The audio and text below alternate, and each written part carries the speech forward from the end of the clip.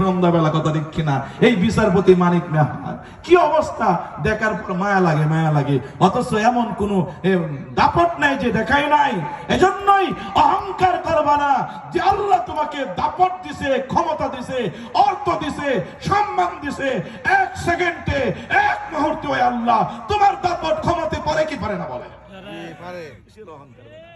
কিসের অহংকার ওটা? টাকা বলে গেছো তুমি, কয় টাকার মালিক হইছো?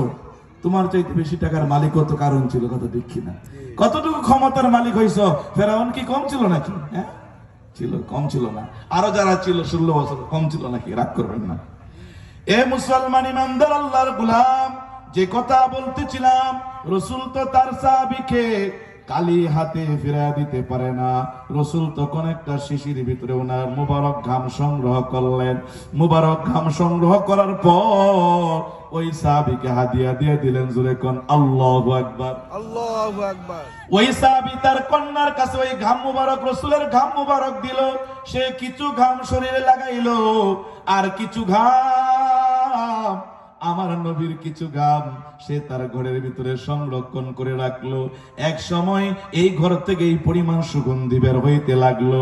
এক সময় মদিনার মধ্যে এই ঘরটা সুগন্ধি ওয়ালির ঘর নামে পরিণত হয়েছিল। সুবহানাল্লাহ। আমার নবী কত সুন্দর নবী ছিল। আমার নবীর ঘাম মোবারক থেকে সুগন্ধি বের হইতো। সুবহানাল্লাহ। কারণ আমার নবী দুনিয়ার জমিনে রহমত স্বরূপ এসেছে। আমার নবী এই দুনিয়ার জমিনে সকলের জন্য রহমত কি রহমত নাজরে কোন সুবহানাল্লাহ। আমার নবীর চেহারা যেমন সুন্দর, আমার নবীর ঘাম মুবারক এর চাইতে বেশি সুন্দর ছিল। সুবহানাল্লাহ।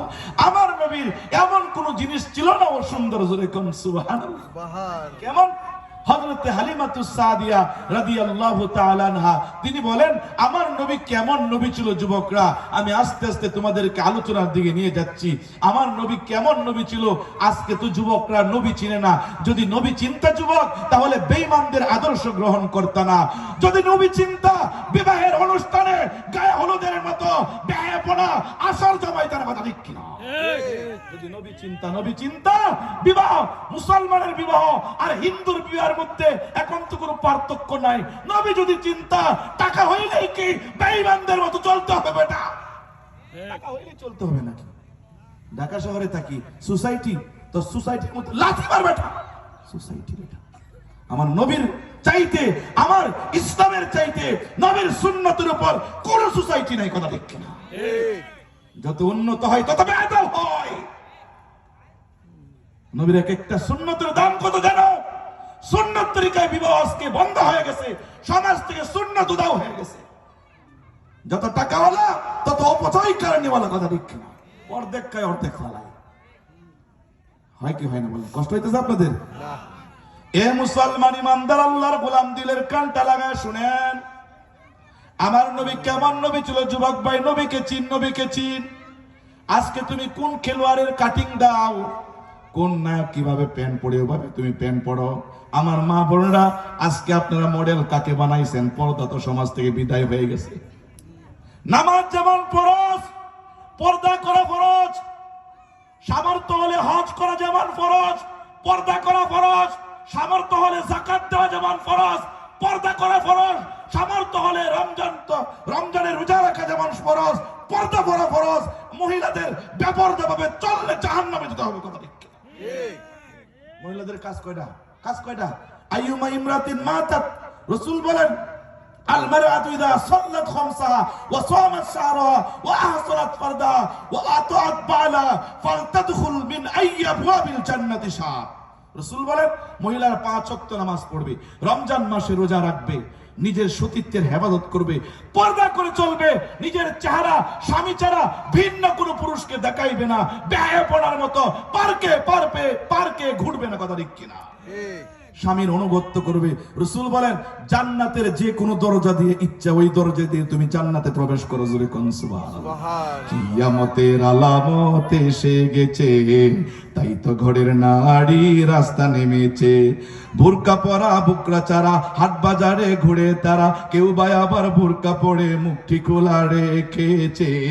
কিয়ামতের আলামত এসে গেছে, তাই তো ঘরের নারী রাস্তা নেমেছে। এখন যে বুকরাগুলা বের হয়েছে, এই বুকরা পরার চাইতে না পরা বলা কথা দেখি না। বুকরা তো হলো যে তোমার সৌন্দর্য ডাকবা, আর এমন বুকরা তুমি পরো যে এই বুকটার কারণে তোমার সৌন্দর্য, শরীরের অঙ্গ ভঙ্গিগুলা দেখা যায়, কথা দেখি না। ওয়াজ তো এখন অন্যদিকে চলে যাচ্ছে, কষ্ট হইতেছে। হাদিস শরীফের ভিতরে আসছে, রাসূল বলেন সিনফান মিন আহলিন নার লাম আরাহুমা।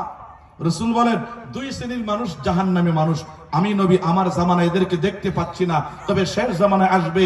তোর মধ্যে এক নাম্বার কওমুন মাহুম সিয়াতুন কাআযনাবিল বাকারি ইয়াদরিবুনা বিহান নাস। রাসূল বলেন ওই সমস্ত পুরুষ যাদের হাতে গরুর লেজের মতো লাঠি থাকবে, এই লাঠির মাধ্যমে মানুষকে প্রহার করবে।